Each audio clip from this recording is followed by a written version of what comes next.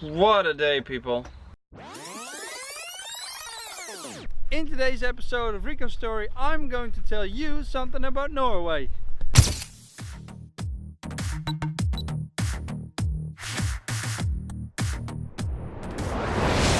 So let's start with the why we went to Norway in the first place.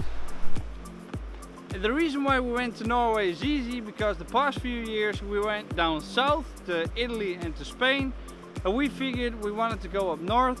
We heard great stories about Norway, and so far all of them are true. It's a very, very beautiful country. I recommend all of you to go visit Norway sometime in your life, and most likely we'll be coming back to Norway sometime in the future. I don't know why, because next year we want to go to Iceland, but right now we're still enjoying our stay in Norway.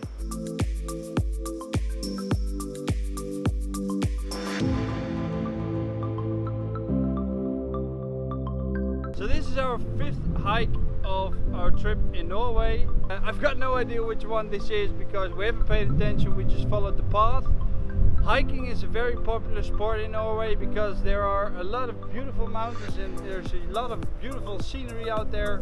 Let's talk about campsites. In Norway there's a right to free roam, which means you can camp anywhere you like. When you camp in the wild, you have to remember the laws and the rules, which means you have to stay away 150 meters of a house that has residents in them.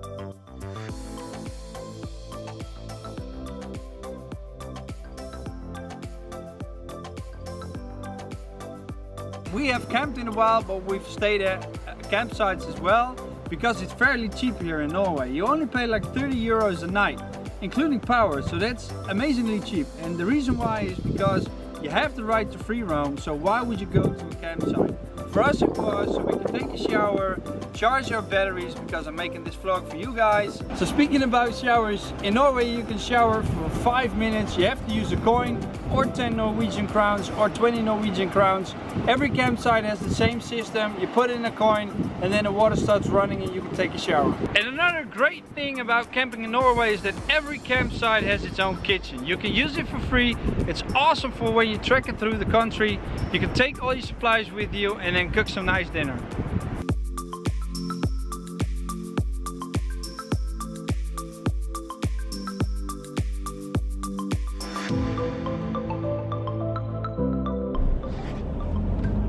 Alright, so when you're in Norway you shouldn't be in a hurry because their speed limits are all over the place. It goes from 50 to 60 to 70 to 80 to 90, back to 50, back to 70, back to 60, back to 80.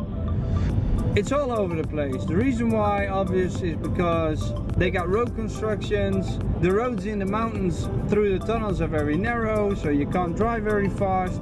But as a foreigner who is used to drive at least 130 kilometers an hour, it's very frustrating if you can't drive that fast. So when you're in a hurry, don't go to Norway because you have to take your time and drive really, really slow.